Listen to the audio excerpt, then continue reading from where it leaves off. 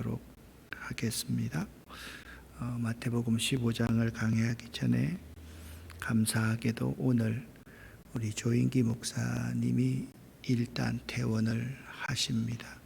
그래서 지난주에 제가 알려드리는 말씀을 드렸는데 조인기 목사님 치료비를 좀 돕겠다 하신 그런 분들이 많아서 항상 교회에서는 사적으로 하는 것보다 공적으로 하는 게 훨씬 더 은혜롭고 덕스럽고 좋습니다. 그래서 주보에 보면 교회 계좌가 나와 있습니다. 여러분들이 이제 오셔서도 집에서 재활할 수 있는 것도 아니고 아마 재활병원에 가서 또 재활을 하고 회복이 되면 다시 또 수술을 또 재차 3차 이렇게 해야 될 걸로 생각을 합니다.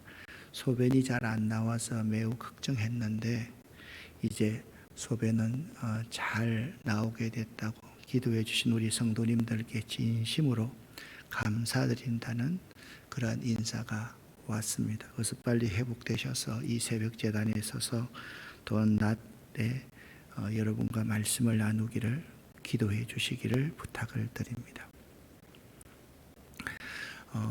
그저께 마태복음 14장 어제까지 14장에는 4가지의 사건이 나옵니다. 다시 살아난 세례 요한 예수, 빈 들에서의 5,000명을 먹이신 사건, 그리고 물 위로 걸으신 예수님, 치료자 예수 그리스도에 대해서 14장에서 기록하고 있는데요. 14장에서 마태는 예수가 하나님의 아들이요 메시아이심을 증거하고 있습니다. 이 예수가 하나님임을 받아들이는 사람 속에는 천국이 있는 거죠. 이 천국은요 마치 밭에 심기운 보화와 같아서 그 보화를 발견하고 나면 자기에 있는 모든 전 재산을 팔아서 그 밭에 그 밭을 살만큼 매우 가치가 있는 것입니다. 예수님께서는 여러분 가운데 이 천국을 살아 메시아를 받아들이라 계속적으로 지금까지 말씀을 해 오셨습니다. 오늘 15장에서의 예수의 모습은 다양한 모습으로 나타나고 있습니다. 이 이후에요, 예수님은요 말씀을 가르치는 위대한 선지자, 의사, 목자, 사탄을 추방시키는 정복자, 백성을 사랑으로 돌보시는 분 등 여러 가지로 소개하고 있습니다. 자, 14장에서의 마태가 예수가 하나님의 아들 메시아이라는 사실을 말해주고 있었고 15장 첫 번째 부분에 바리새인들과 서기관들의 외식이다라는 제목이 성경 말씀이 1절부터 11절에 기록되어져 있습니다. 그러면 여러분 외식이라는 말을 자주 듣지 않습니까? 외식이란 무엇일까요? 구약 성경에서의 원어적인 의미의 외식은요 바리새인과 서기관들과 비슷한 것 같은데 아닌 의미입니다.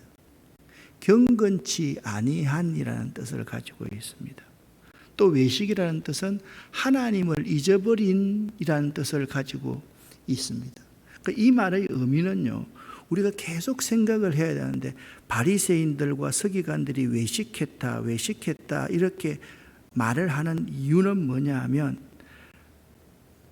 말이 아닌 것은, 맞지 않은 것을 말인 양 맞는 것인 양 부정적인 그러한 의미를 함축하고 있는 것이죠.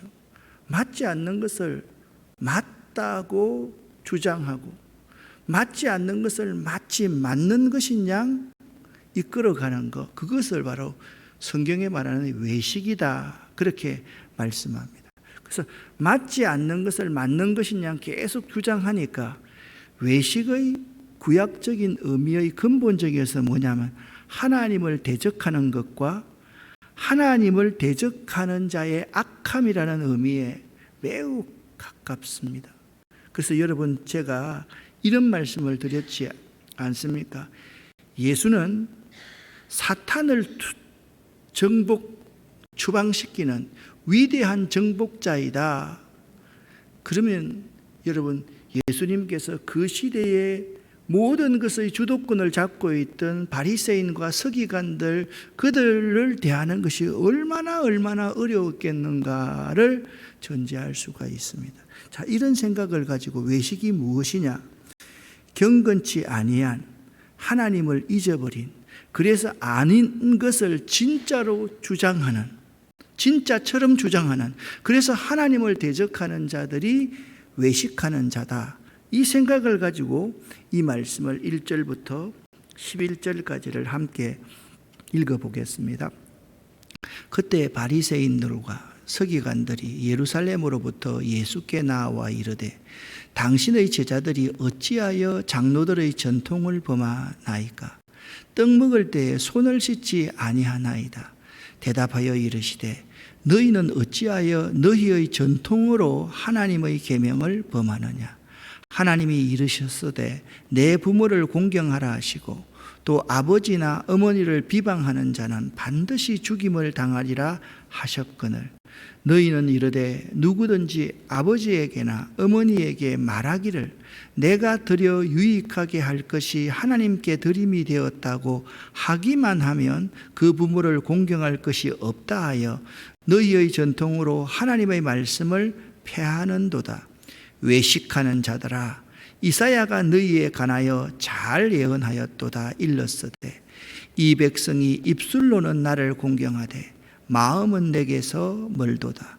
사람의 계명으로 교훈을 삼아 가르치니 나를 헛되이 경배하는도다 하였느니라 하시고, 무리를 불러 이르시되 듣고 깨달으라. 입으로 들어가는 것이 사람을 더럽게 하는 것이 아니라 입에서 나오는 그것이 사람을 더럽게 하는 것이니라. 아멘. 3절 말씀을 보십시오. 너희는 어찌하여 너희의 전통으로 하나님의 계명을 범하느냐? 그렇게 말씀하고 있습니다. 6절 말씀을 보십시오.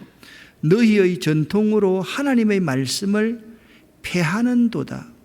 그러니까 바리새인과 서기관들을 향해서 예수님께서 뭐라고 말씀하고 있는가 하면, 너희가 주장하는 그것 때문에 하나님의 계명을 범하고, 너희가 주장하는 너희의 전통, 그것으로 하나님의 말씀을 폐하는 자가 너희들 외식하는 자이다 라고 말씀하고 있다라는 거예요. 예루살렘으로부터 온 바리새인들과 서기관들이 예수님이 장로들의 전통을 범하였다고 비난합니다. 그들은 예수의 대적자들입니다. 하나님의 나라 대적자들입니다. 사실 율법이나 유전이 말하는 것은 메시아를 통한 구원과 성결임을 생각할 때, 메시아를 외면하고 메시아이신 예수님 앞에서 장로의 유전을 언급하는 그들의 태도는 매우 어리석고 무식한 태도였음을 알 수가 있습니다. 그러니까 그들이 장로들의 유전을 말하는 이유가 뭐냐? 메시아가 오셨을 때 메시아 앞에서 구원을 얻고 성결된 삶을 살아야 된다. 그 날마다 우리가 손을 씻는다는 것은 네 마음을 성결케 하고 메시아를 받아들일 마음을 가져라. 그것이 원래 율법의 그 전통의 의미였는데, 그건 다 잊어버리고 먹을 때 손 안 씻는다. 그것 가지고 사람을 정죄하고 사람을 죽이려고 하니까 너희가 죽이는 자가 아니냐, 그 말인 것입니다. 오늘날도 마찬가지입니다. 예수 그리스도는 없고 복음을 부인하면서 자선사업이나 나만의 착한 생활을 통해 구원 얻었다고 착각하는 사람들이 우리 주변에 대단히 많습니다. 기독교의 근본 진리는요, 예수 믿지 않는 자는 자신을 남을 위해 희생했다 하더라도 구원을 얻지 못합니다. 저는 이 말씀을 여러분 오해 없이 들어야 됩니다. 교회 밖에 있는 사람을 비난하는 것이 아닙니다. 지금 교회 내에서 이단 집단에 빠져서 자신이 희생하는 그것이, 그러니까 이제 이단들을 보면 이렇게 말합니다. 자기의 교주가 국가를 위해서 대단한 일을 했다는 거예요. 그걸 대대적으로 선전을 합니다. 그게 다 사람들이 다 넘어갑니다. 아, 기성교회는 이렇게 안 하는데 우리는 이런 것을 해. 그래서 그들에게 구원이 있다라고 주장을 하는데 거기에 많이 넘어간다라는 말씀입니다. 예수님은 그들의 외식에 대해서 제5계명으로 지적을 합니다. 장로의 유전은 말하기를 부모를 진심으로 공경하라는 것은 빼놓고 부모님께 드려야 될 돈을 하나님께 제물로 드리기만 한다면 저절로 효도를 한 결과가 된다라고 했습니다. 이게 고르반, 드림이 되었다라는 거예요. 그러니까 여러분, 여기 부모님께 드려야 되겠다 하고 하나님께 드려버리면 부모에게 찾아가지 않아도 된다라는 것이 고르반의 사상이라는 거죠. 고르반이란 하나님께 바쳐지는 제물을 가리키는데 레위기 1장 2절에는 예물로 언급되어져 있습니다. 결국 고르반 사상은 하나님의 계명을 어기는 자들이 부모에 대하여 내가 드려 유익하게 할 것이 하나님께 드림이 되었다고 변명하기 위해서 만들어낸 것이지요. 오늘날에도 하나님의 일을 한다고 해서 부모님을 공경하지 않는 자들이 있다면 혹시나 우리들 가운데 그냥 어디 놀러 가려고 이렇게 하면서 부모님께 간다라고 하고 회사에서 놀러 가버린다면, 회사에 부모님께 간다 하고 놀러 가버리는 사람이 있다라고 하면 우리도 우리 삶에 있어서 고르반 사상을 변명하고 경계하던 바리새인들과 서기관들의 악함과 다를 바가 없다라는 거예요. 믿는 우리들은요, 왜 십계명을 만들어 두었겠습니까? 부모님을 공경해야만 합니다. 그런데 오늘날 많은 사람들이 힘들다는 거예요. 우리가 최고지 부모님이 어디 있냐고 생각을 합니다. 그것을 우리도 옳다라고 생각을 합니다. 부모에게 함부로 말하고 부모에게 하고 싶은 말 다 하고 그 돈 치꼬니만 돈 그 한 번씩 주면서 위세를 떨치고 있는 것이 우리들이라고 한다면 우리들이 혹시나 바리새인과 서기관들이 아닌지를 생각해 볼 수 있기를 바랍니다. 코로나 이전에는요, 교회에서 이런 생각을 해요. 주일 성수는 꼭 이 교회에서 해야만 한다. 근데 저는 있잖아요, 1년에 한 번 정도, 1년에 2번 정도 부모님께 갈 때는 있잖아요, 거기에서 나는 온라인 예배 드려도 된다고 생각합니다. 부모님은 너무나도 소중한 존재이기 때문에 그렇습니다. 우리가 일을 한다고 부모님을 자꾸 무시하고 가서 부모님 잠깐 얼굴 보고 봉투 하나 주고 그냥 와버리는 게 아니라 그분이 정말 우리에게 바라는 것은 함께 밥 먹어주고 함께 있어주고 함께 시간을 보내주고 다른 사람을 만났을 때 내 아들이야, 내 며느리야, 내 딸이야 그렇게 자랑시키고 싶은 마음, 그 마음이 부모님의 마음이라는 것을 안다면 우리는 바리새인과 서기관처럼 고르반 해가지고 그래 하나님께 드렸으니 하나님이 다 부모님은 알아주실 거야, 섬기지 않는 거예요. 그것이 그 시대의 바리새인과 서기관들의 일반적인 전통이었다. 예수님은 그것을 아주 신랄하게 지적하고 있는 것입니다. 그러면서 예수님께서는 이렇게 말씀하고 있습니다. 함께 읽습니다. 이에 제자들이 나와 이르되 바리새인들이 이 말씀을 듣고 걸림이 된 줄을 아시나이까? 예수께서 대답하여 이르시되 심은 것마다 내 하늘 아버지께서 심으시지 않는 것은 뽑힐 것이니 그냥 두라. 그들은 맹인이 되어 맹인을 인도하는 자로다. 만일 맹인이 맹인을 인도하면 둘이 다 구덩이에 빠지리라 하시니 베드로가 대답하여 이르되 이 비유를 우리에게 설명하여 주옵소서. 예수께서 이르시되 너희도 아직까지 깨달음이 없느냐? 입으로 들어가는 모든 것은 배로 들어가서 뒤로 내버려지는 줄을 알지 못하느냐. 입에서 나오는 것들은 마음에서 나오나니 이것이야말로 사람을 더럽게 하느니라. 마음에서 나오는 것은 악한 생각과 살인과 간음과 음란과 도둑질과 거짓 증언과 비방이니 이런 것들이 사람을 더럽게 하는 것이요 씻지 않는 손으로 먹는 것은 사람을 더럽게 하지 못하느니라. 아멘. 예수님께서 바리새인들과 서기관들에 대하여 그들은 맹인이 되어 맹인을 인도하는 자로 그들 때문에 모두 다 구덩이에 빠져 죽게 되었다라고 말씀하고 있습니다. 자, 이 그림은요, 피터 브리겔이라는 분의 맹인의 우화라는 그림입니다.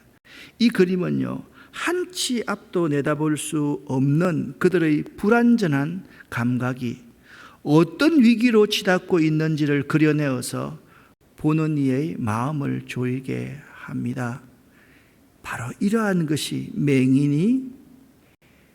맹인이다, 바리새인과 서기관들이다 라고 말씀하고 있습니다. 좀 더 쉽게 이 그림을 한번 보시기를 바랍니다. 사람들은 성공, 명예, 돈, 권력 이것들이 참 우리를 인도한다고 생각을 하고 그런 성공적인 신화를 따라갑니다. 그러면 그 앞에 거대한 맨홀이 있어서 빠져서 어떻게 될지 모르는 상황 가운데 우리가 살아가고 있다라는 겁니다. 베드로가 이 비유를 우리에게 설명하여 주세요. 예수께서 말씀해 너희도 아직까지 깨달음이 없느냐? 입에서 나오는 것 그것이 마음에서 나오는데 저들이 한마디 내뱉는 어찌하여 당신의 제자들은 금식하지 않습니까? 손을 씻지 않습니까? 이 말 한마디가 의도가 분명하다는 거예요. 죽이려고 하는 것이라는 거죠. 사람을 더럽게 하는 것은 그 사람에게서 나옵니다. 즉 마음으로부터 입을 통해서 나오는 모든 불의한 것들 그것이 사람을 더럽게 한다라는 것이 새벽부터 죄송하지만요. 여러분 우리가 배설하는 배설물이 있잖아요. 이거 굉장히 더럽다고 생각하죠. 저처럼 환경운동을 하면요. 죄송합니다만 그거 만지는 거 하나도 더럽지 않습니다. 그것 가지고요. 얼마나 좋은 퇴비를 만드는지 모릅니다. 저는 개를 2마리 키우는데요. 개가 크잖아요. 서장훈 씨만 하잖아요. 그런데 그 개들이 너무 좋습니다. 왜? 똥 싸주니까. 그게 좋은 그릇이 되니까. 좋은 그릇을 만들고 있으니까. 근데 사람의 마음 속에 있는 사람 죽이는 거 있잖아요. 툭 내뱉고 그래 다 카더라 그러고 상대방에 대해서 항상 부정적인 말을 하는 거 있잖아요. 이건요 정말 사람을 죽이는 것이 된다라는 거죠. 마태복음 15장 20절에 이런 것들이 사람을 더럽게 하는 것이요 씻지 않는 손으로 먹는 것은 사람을 더럽게 하지 못하느니라. 씻지 않는 손으로 먹으면 다른 사람 죽이는 게 아니라 자기 죽는 거기 때문에 그것 가지고 시비하지 말라. 다른 사람을 죽이는 게 문제지 자기 스스로가 씻지 않는 손으로 먹는 것이 뭐가 그렇게 큰 문제가 되고 사람을 죽일 문제가 되느냐. 그렇게 예수님께서 말씀하고 있습니다. 그러니까 예수님은 이렇게 정리하고 있는 것입니다. 하나님을 헛되이 경배하는 자들은 율법주의자들이요 외식하는 자들이다. 하나님을 헛되이 경배하는 자들은 사람의 전통을 하나님의 계명보다 더 중시하는 자들이다. 하나님을 헛되이 경배하는 자들은 마음이 더러운 자들이다. 그렇게 지금 정리하고 있는 것입니다. 예수께서 이르시되 너희도 아직까지 깨달음이 없느냐? 우리는 이 말씀을 가슴 아프게 받아들일 수 있어야만 됩니다. 어제 오늘 우리는 너희가 먹을 것을 주라. 너희도 아직까지 깨달음이 없느냐? 너희들 때문에 혹시나 사람들이 구덩이에 빠져서 죽을까 염려하라, 그렇게 말씀하고 계시는 것입니다. 자, 바리새인과 서기관들과 반대되는 여기 한 사람이 있습니다. 그 여인은 두로와 시돈 지방에 사는 이방인 여인이었습니다. 바리새인과 서기관과 이 여인을 잘 한번 비교해 보시기를 바랍니다. 함께 읽습니다. 예수께서 거기서 나가사 두로와 시돈 지방으로 들어가시니 가나안 여자 하나가 그 지경에서 나와서 소리질러 이르되 주 다윗의 자손이여 나를 불쌍히 여기소서, 내 딸이 흉악하게 귀신 들렸나이다 하되 예수는 한 말씀도 대답하지 아니하시니 제자들이 와서 청하여 말하되 그 여자가 우리 뒤에서 소리를 지르오니 그를 보내소서. 예수께서 대답하여 이르시되 나는 이스라엘 집의 잃어버린 양 외에는 다른 데로 보내심을 받지 아니하였노라 하시니 여자가 와서 예수께 절하여 이르되 주여 저를 도우소서.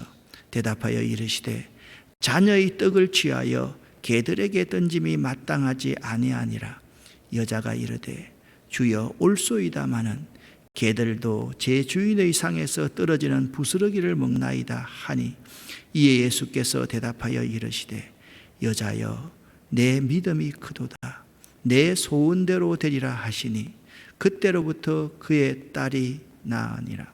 아멘.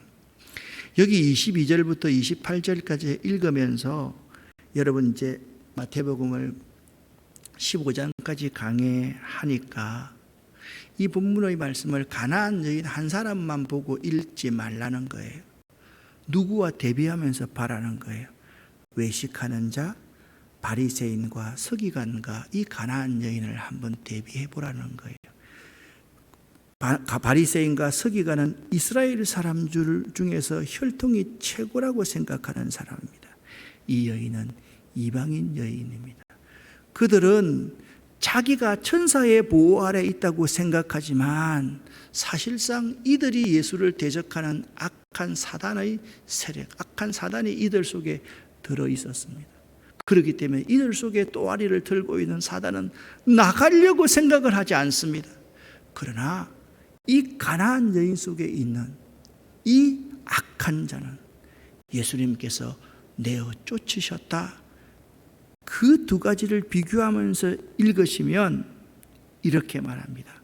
주 다윗의 자손이여 나를 불쌍히 여기소서. 이 고백을 누가 해야만 됩니까?